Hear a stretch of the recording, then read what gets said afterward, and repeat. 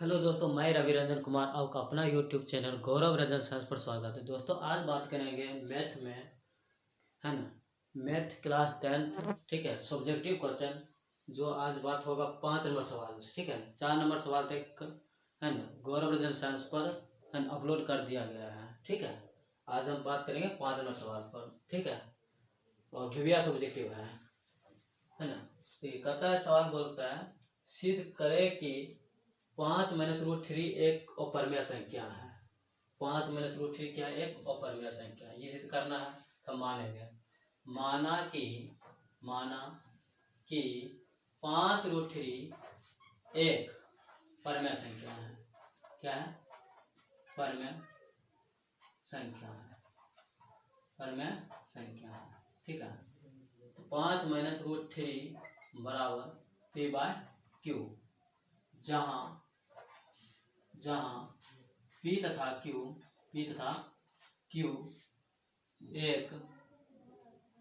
एक पूर्णांक है, तथा Q0 = 0। Q0 = 0। अब इसे समीकरण बना लेंगे, ठीक है। समीकरण बनाएंगे। 5 - √3 P/Q दिया है, ठीक है। Implied -√3 P/Q। अब +5 इधर आ जाए क्या होगा? -5 होगा। या प्लस है इधर आएगा तो -5 हो जाएगा, ठीक है। अब माइनस हटा देते हैं। माइनस हटाएंगे √3 -P/Q। माइनस कहाँ से? यहाँ से हटा के यहाँ दिए -5, ठीक है। √3 -P/Q हो जाएगा। ये -P/Q +5, ठीक है। इसको उल्टा लिख सकते हैं। √3 5 -P/Q ऐसे लिख सकते हैं इसको। क्यों माइनस है ना, -P/Q 5 इधर कर दिए, ठीक है। अब इसी हिंदी में लिख देंगे, ठीक है। इसकी क्या लिख देंगे? हिंदी में। अब देखिए आपको क्या दिखा दे रहा है? 5 - P/Q एक परिमेय संख्या है। 5 परिमेय संख्या है, P/Q भी परिमेय संख्या है। 5 क्यों परिमेय संख्या? क्योंकि इसको बटा में 1 छिपा हुआ है। P/Q को मत, इसीलिए परिमेय संख्या है। हम इसी हिंदी में लिखेंगे 5, या इसको पहले नहीं लिख लीजिए, या इसको किसी को लिखिए, कोई बात नहीं। 5 एक कौन संख्या? परिमेय संख्या। या इसको सीधे डायरेक्ट लिख दें, इसको डायरेक्ट लिख देते हैं। 5 - P/Q एक परिमेय संख्या है। एक कौन संख्या है? एक परिमेय संख्या से डायरेक्ट लिख रहे हैं, ठीक है। परिमेय संख्या है क्योंकि P/Q के रूप में आएगा, क्योंकि कुछ बट्टा में रहेगा, या जोड़ या घटाओ, ठीक है। परिमेय संख्या जोड़ या घटाओ भी परिमेय संख्या होता है। 5 - P/1 एक परिमेय संख्या है। 3 देखिए, 3 क्या है? 3 एक अभाज्य संख्या है। अभाज्य संख्या है। दोस्तों आप जानते हैं कि जब अभाज्य संख्या का पूर्ण वर्ग नहीं होता है, ठीक है ना, अभाज्य संख्या कभी पूर्ण वर्ग नहीं होगा।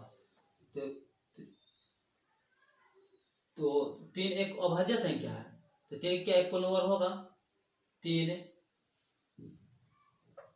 इसी में लिख दीजिए, यह पूर्ण वर्ग नहीं होगा। यह पूर्ण वर्ग नहीं होगा। यह पूर्ण वर्ग नहीं होगा। देखिए 3 एक अभाज्य संख्या, तो यह पूर्ण वर्ग नहीं होगा। सही बात है कि देखिए 3 एक अभाज्य संख्या, 3 एक अभाज्य संख्या, तो इसका पूर्ण वर्ग होगा? नहीं होगा पूर्ण। इसीलिए √3 एक क्या है? अपरिमेय संख्या है। क्या है? अपरिमेय संख्या। √3 क्या है? एक अपरिमेय संख्या है। अपरिमेय संख्या है, ठीक है। अपरिमेय संख्या है, ठीक है। इसी की हिंदी में लिख रहे हैं, देख रहे हैं। 5 - P/Q एक परिमेय संख्या है। 3 एक अभाज्य संख्या। सही बात है, 3 एक अभाज्य संख्या है। इसका पूर्ण वर्ग नहीं होगा। 3 देखिए, 3 के 3 5 देखिए, 3 हो गया, 5 हो गया, 7 हो गया। इस सबको पूर्ण वर्ग कभी नहीं हो सकता, इसका पूर्ण वर्ग, ठीक है। और जब पूर्ण वर्ग नहीं होगा तो वो कौन संख्या होगा? अपरिमेय संख्या होगा, ठीक है। पूर्ण वर्ग नहीं होगा। ये क्या है? √3 एक क्या होगा? अपरिमेय संख्या है। जब √3 एक अपरिमेय संख्या लिखेंगे तो अब देखिए, ये अपरिमेय संख्या हो गया, ये परिमेय संख्या है। हम लिखेंगे अपरिमेय, ऊपर में लिख देते हैं, ठीक है। यहां से लिख देते हैं अपरिमेय संख्या बराबर, अपरिमेय संख्या बराबर परिमेय संख्या। कौन संख्या? परिमेय संख्या जो असंभव, जो संभव नहीं है, जो क्या है, संभव नहीं है, सही बात है, संभव नहीं है, जो क्या है, संभव नहीं है। अतः 5 माइनस रूट 3 एक अपरिमेय संख्या, एक क्या है, एक अपरिमेय संख्या है ना। बस हो गया।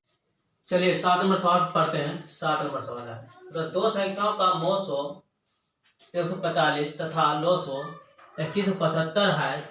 यदि एक संख्या 725 है तो दूसरी संख्या ज्ञात करें। ठीक है, तो कुछ नहीं करना है, आपको सूत्र याद होना चाहिए। ठीक है, सूत्र क्या होता है इसका, सूत्र होता है पहली संख्या गुने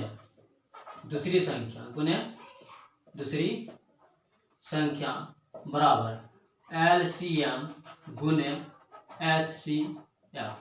ठीक है, LCM गुने HCF, बस ये सूत्र याद करना, बस हो गया। देखिए जो जो दिया उसको मान रख दीजिए, सवाल आराम से बन जाएगा।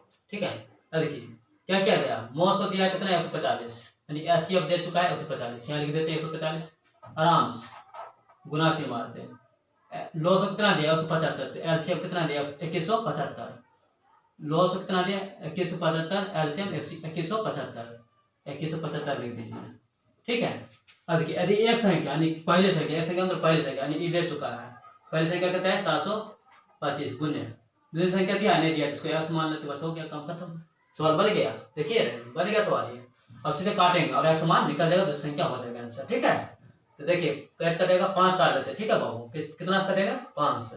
देखिए 5 कैसे कटेगा, 5 का 5 2 12 5 2 10 25 25। ठीक है, अब देखिए 5 काटे इसको, 5 के 20 है ना, 1 17 5 15 25 5 15 25। ठीक है, फिर 5 कर रहा है, देख रहे हैं 5 5 फिर 5 कर रहा है, 5 का 5 0 25 25 फिर 5 का अधिक 5 8 40 5 8 35।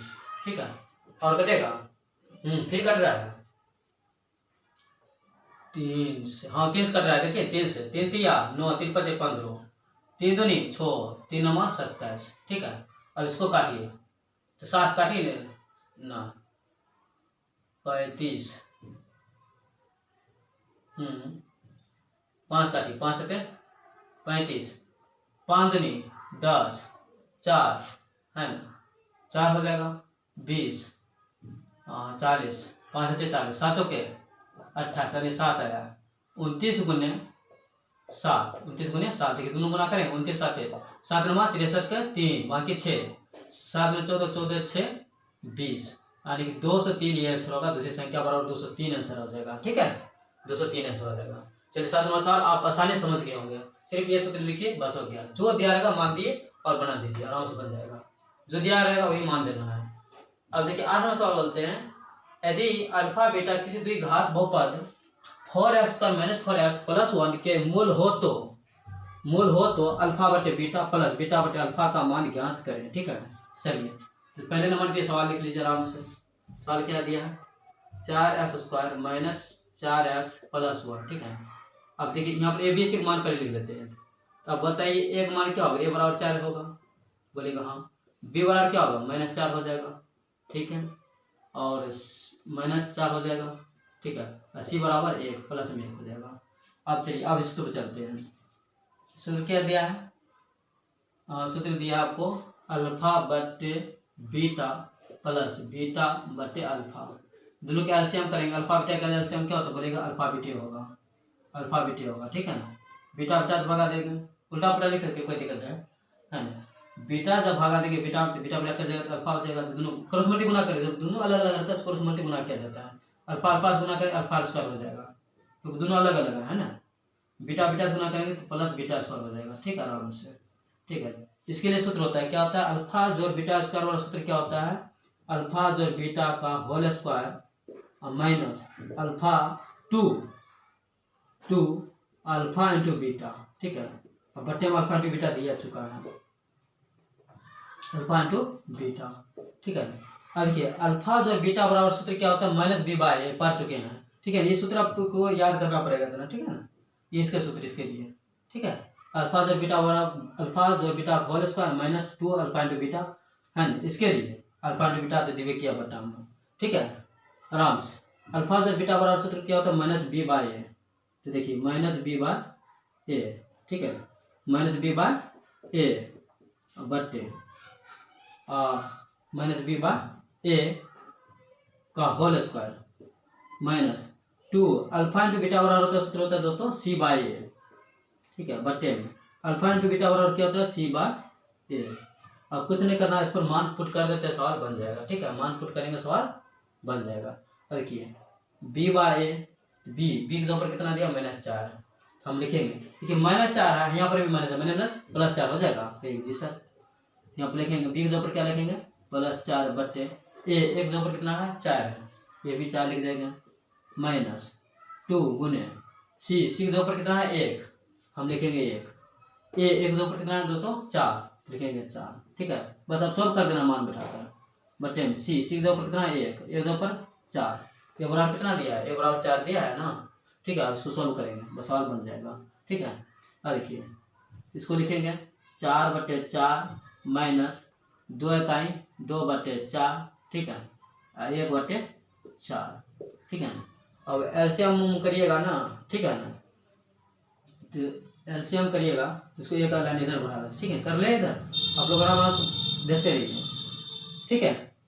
देखिए 4 के एलसीएम कर लेते हैं, 4 हो जाएगा एलसीएम, एलसीएम कितना होगा 4 हो जाएगा, 4 को भगा देंगे 4 बार एक बार में, तो 4 का 4 हो जाएगा, माइनस 4 कितना बार में एक बार में, तो 2 माइनस 2 का 2 बटे 1 बटा 4 प्लस 4 में 2 जाएगा कितना बचे 2 बटे 4 1 बटा 4 बटा हम दे चुका नहीं बटा 4, ये गुना हो जाएगा 2 बटे 4 गुने ये 4 कहाँ चल जाएगा ऊपर चल जाएगा, नीचे हम क्या करें 4 4 कैंसिल बराबर 2 आंसर हो जाएगा, क्या आंसर आ जाएगा, देखिए 4 4 कैंसिल हो गया तो 2 आंसर हो जाएगा, आराम से 2 आंसर हो जाएगा, ठीक है, आराम समझिएगा, ठीक, यहाँ तक आप लोगों को कोई दिक्कत नहीं होगा।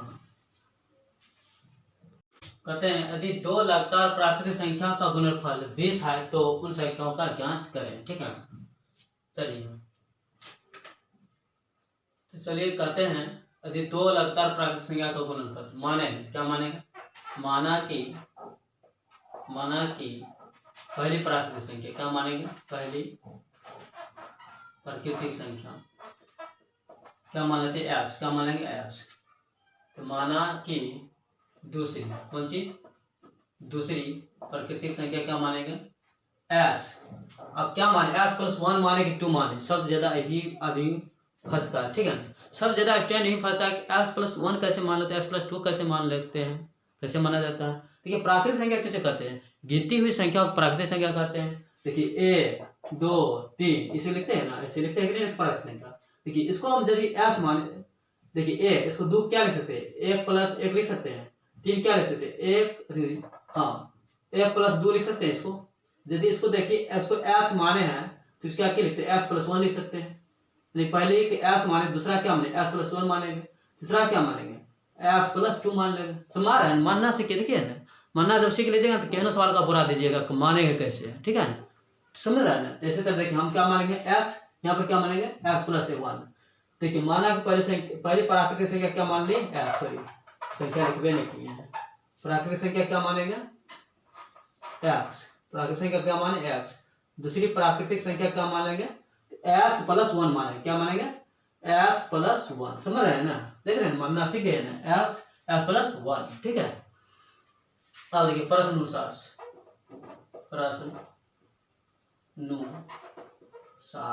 से कहता 2 लगातार प्राकृतिक संख्या का गुणनफल दे चुका है 20, गुणनफल दे चुका है, यानी कि गुणनफल गुना एक्स इंटू एक्स प्लस 1, गुणनफल हो गया एक्स इंटू एक्स प्लस 1, यानी कोई चिन्ह गुना चिन्ह होगा बराबर 20 दे चुका है।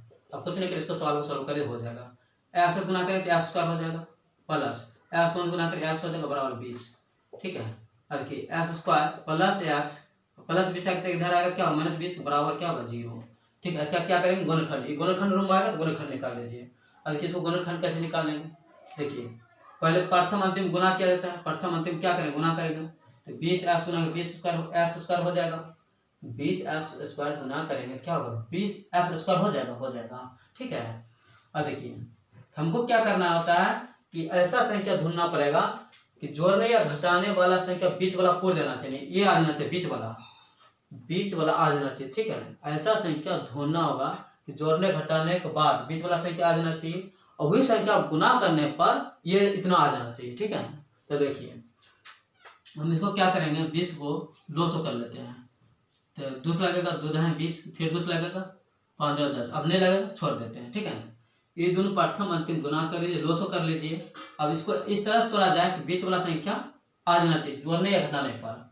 अब देखिए क्या हम 2 दूनी 4 करेंगे, हाँ 4, तो ये हो गया 4, इधर 5 बच गया, 5 में 4 जाएगा क्या बचेगा, अब देखिए 4 माइनस 5 लिखें तो -1 आ जाएगा, यहाँ पर माइनस है नहीं लगा हुआ, ये नहीं होगा, हम उल्टा लिख सकते हैं इसको, 5 में 4 लिख सकते हैं, कहेगा हाँ 5 में 4 क्या होगा, 1 होगा, 1 होगा कि नहीं होगा, 1 आ जाता है, यहाँ पर है 1, x मान लो तो 1, अब इसमें x लगा दीजिए, इसमें क्या लगा देंगे x, हम 5x माइनस 4x लिख सकते हैं, अब 5 माइनस 4x से क्या बचेगा, x बचेगा, अब गुना करिए 5 के 20 पूरा है, बस यही हो जाएगा। यानी जोड़ने घटाने के बाद बीच वाला संख्या आ जाना चाहिए, और जोड़ने गुना करने के बाद ये वाला संख्या आ जाना चाहिए, ठीक है, ठीक। अब देखिए हम इसको ऐसे लिख सकते हैं, एक्स स्क्वायर माइनस, ठीक है, 5x माइनस 4x, हाँ सॉरी 5x माइनस नहीं होगा, 5x, ठीक प्लस होगा 5x माइनस 4x माइनस 20, ठीक है, -20, यही बात बीच में लिख देना, यही बात बस हो गया, ये दोनों उतार देना आराम से, ठीक है। इसमें आप कॉमन लीजिए, अब देखिए इसमें भी x है, इसमें भी x कॉमन ले लेंगे, ठीक है। तो देखिए x यहाँ बचेगा, यहाँ पर x कॉमन ले तो सिर्फ 5 बचेगा, +5, ठीक है। अब देखिए 4 20, इसमें x है, इसमें x है नहीं है, देखिए 4 दोनों में है, 4 कहाँ था, 4 है, 4 5 6 20, दोनों में 4 है कि नहीं है, देखिए -4 कॉमन लेते x होगा, क्या दाम पड़ेगा, 20 होगा, 5 दाम +5 हो जाएगा, ठीक है ना, -4 कॉमन ले सिर्फ +5 हो जाएगा, ठीक है ना, ठीक। अब देखिए x माइनस 4 है ना, x प्लस 5, अब ये संख्या क्या निकलेगा, x माइनस 4 बराबर, यहाँ 0 दीजिए, 0, ठीक है, x बराबर 0, x प्लस 5 बराबर 0, तो यानी कि x बराबर क्या हो जाएगा 4, x बराबर क्या होगा 5, +5 है तो -5 होगा, आंसर इसका क्या होगा, प्राकृतिक संख्या में। चलिए आराम से हो गया सवाल, सॉल्व हो गया ना, तक हो गया। सवाल है, निशा धारा के अनुकूल 2 घंटे 20 किलोमीटर तैर सकती है और धारा के प्रतिकूल 2 घंटे में 4 किलोमीटर तैर सकती है। स्थिर जल में निशा की चाल तथा धारा की चाल ज्ञात करें, ठीक है। निशा चाल और धारा की चाल ज्ञात करना, ठीक है ना। तो चलिए हम मान लें निशा और धारा है, तो निशा और धारा की चाल ज्ञात करें, तो चाल दिया है, नहीं दिया हुआ, तो चाल मानेंगे, ठीक है। तो हम लिखेंगे माना कि निशा की चाल x किलोमीटर प्रति घंटा, x किलोमीटर प्रति घंटा, ठीक है। माना कि धारा की चाल, ठीक है, धारा की चाल बराबर y किलोमीटर प्रति घंटा, बस हो गया यहाँ पे, ठीक है। आज पहला सवाल यहाँ पे करेंगे, निशा धारा के अनुकूल मतलब होता है कि धारा के अनुसार चलना, नहीं धारा जिस दिशा में है ना उसी दिशा में मतलब निशा भी चल रही है, ठीक है। तो समान दिशा में है ना, समान दिशा में चाल क्या होता है, जुड़ता है, कठिन धारा में, पानी रहेगा ना, पानी में, ठीक है, तैरने में जब तैरिएगा तो समान दिशा में चाल क्या होगा, बढ़ेगा, क्योंकि जिस दिशा में धारा चले उसी दिशा में आप भी तैर रहे हैं, तो चाल बढ़वे करेगा ना, है कि नहीं, तो चाल बढ़ता है, तो समान दिशा में चाल क्या होगा, बढ़ता है, तो समान दिशा में चाल क्या होगा, बढ़ेगा, यानी कि जुटेगा, क्या होगा, जुड़ जाता है, यानी कि जुटेगा। प्रश्न अनुसार से अब देखिए धारा का अनुकूल मतलब कि धारा के दिशा में, धारा का अनुकूल मतलब धारा के दिशा में। चलिए प्रश्न क्या होगा, अब सबसे पहले ये बताइए समय बराबर क्या होता है सूत्र, समय बराबर, आप बोलिएगा समय बराबर, तो समय बराबर क्या होता है, दूरी बटे चाल। अब देखिए समय कितना है, 2, दूरी कितना दिया, 20, चाल जुटेगा घटेगा, कहिएगा चाल जुटेगा, धारा दिशा में चाल जुड़ता है, ध्यान रखना, ये लिख देते हैं समान, सॉरी है ना, लिखिए धारा के समान दिशा में चाल क्या होता है, जुट जाता है, जुड़ता है ना, चाल जुड़ता है ना, जुड़ता है ना, जुड़ जाएगा है ना। तो 20 चाल क्या होगा, एक्स प्लस वाई यानी कि जुड़ जाएगा, दोनों प्लस हो जाएगा है ना, दोनों जोड़ा आ जाएगा। ठीक है, धारा क्या होगा, दोनों जोड़ा जाएगा। ठीक है, तो कुछ नहीं करना है, इसको समीकरण को बना लेते। ठीक है, अब देखिए गुना करिए, तो 2 सीधा सीधी काट दे, बटा में 2 काट दें, तो 2 दाएं 20। ठीक है, एक्स प्लस वाई बराबर क्या होगा, 10 हो जाएगा। इसको समीकरण क्या बना लेंगे, फर्स्ट। क्या बना लेंगे, समीकरण फर्स्ट बना लेंगे। कटेगा ना बराबर, काट सकते हैं, उसको दिक्कत नहीं, गुना कर लीजिए, तो एक्स वाई गुना कर एक्स और वाई हो जाएगा ना, हो जाएगा। एक्स 1 गुना कर एक्स होगा, वाई प्लस 1 गुना कर वाई होगा, बराबर 10 हो जाएगा। ठीक है, इसको समीकरण फर्स्ट मान ले। अब प्रश्न क्या कहता है, अब कहता है धारा के प्रतिकूल, प्रतिकूल मतलब विपरीत दिशा, कौन दिशा, विपरीत दिशा में, विपरीत दिशा में चाल घटता है, जुड़ता है, समान दिशा में चाल जुटेगा, विपरीत दिशा में चाल घटेगा। ठीक है ना, ठीक है। अब फिर भी सवाल, समय बराबर क्या था, दूरी बटे 4, समय कितना दिया, 2 घंटा, तो 2 बराबर 4 कितने, दूरी कितना दिया, दूरी दिया है 4 बटे एक्स माइनस वाई बराबर। ठीक है, ठीक है ना, 2 बराबर 4 बटे एक्स माइनस वाई है ना। इसको फिर इसी बात कर लीजिए, काटेगा तो काट दीजिए। ठीक है, कटेगा तो उसको क्या करेंगे, काट देंगे। ठीक है, 2 दूनी 4 बटा में एक्स पर एक्स, फिर एक्स माइनस वाई बराबर 2 हो जाएगा। एक्स माइनस वाई बराबर क्या होगा, 2 हो जाएगा। अब देखिए समीकरण फर्स्ट और सेकेंड निकल गया है, अभी कुछ नहीं करना है, आराम से सवाल बन जाएगा। ठीक है ना, यहाँ लिख दीजिए छोटी क्वेश्चन में, धारा कौन दिशा में, धारा के विपरीत दिशा में है, कौन दिशा में है, विपरीत, विपरीत दिशा में है, धारा कौन दिशा में, विपरीत दिशा में है, धारा विपरीत दिशा में रहेगा, चाल क्या होगा, घटेगा। ठीक है ना, अब देखिए आराम से यहाँ से, अब देखिए 2 समीकरण निकल गया, एक्स प्लस वाई बराबर 10, मैंने समीकरण फर्स्ट, एक्स माइनस वाई बराबर 2, समीकरण क्यों होगा, सेकेंड होगा, समीकरण क्या होगा, समीकरण सेकेंड होगा। अब देखिए हम लिखेंगे समीकरण फर्स्ट, अब ये दोनों कट रहा है, देखिए वाई यहाँ वाई है, प्लस है वो माइनस है, तो कटेगा, तो यहाँ सीधे जोड़ने ही देते हैं। समीकरण फर्स्ट जोड़ समीकरण सेकेंड, क्यों ऐसे लिखे, वहां गुना उना नहीं करना है, क्यों नहीं करना है, क्योंकि यहाँ जाति क्या है, सेम है, वाई सेम है, और ये दोनों कटने वाला है ना, इसीलिए हम गुना भाग नहीं किए हैं। ठीक है ना, हम लिखेंगे एक्स प्लस वाई बराबर 10, एक्स माइनस वाई बराबर क्या लिखेंगे, 2, और कि वाई वाई कर जाएगा, एक्स एक्स 2x, 4 10 2 12। ठीक है, 2 छक्के 12, एक्स बराबर 6, एक्स बराबर क्या होगा, 6 हो जाएगा, 6 निकल गया। और देखिए इस 6 समीकरण फर्स्ट या सेकंड फॉर्म पर रख दीजिए, समीकरण फर्स्ट क्या है, समीकरण फर्स्ट या सेकंड, समीकरण फर्स्ट कहाँ दिया है, यहाँ पर देखिए एक्स प्लस वाई बराबर 10 दिया है, हम लिखेंगे समीकरण फर्स्ट में एक्स का मान रखने पर, एक्स मान रखने पर। ठीक है, और देखिए एक्स मान, समीकरण फर्स्ट क्या है, एक्स प्लस वाई बराबर 10 दे चुका है, एक्स के ऊपर 6 रखेंगे, 6 लिख देते हैं, प्लस वाई बराबर 10, वाई बराबर क्या होगा, 10 माइनस 6 बराबर क्या आंसर निकलेगा, 4, यानी कि वाई बराबर क्या निकला है, वाई बराबर निकल गया 4, वाई बराबर क्या निकला है 4, वाई बराबर 4 आंसर हो जाएगा, वाई बराबर 4।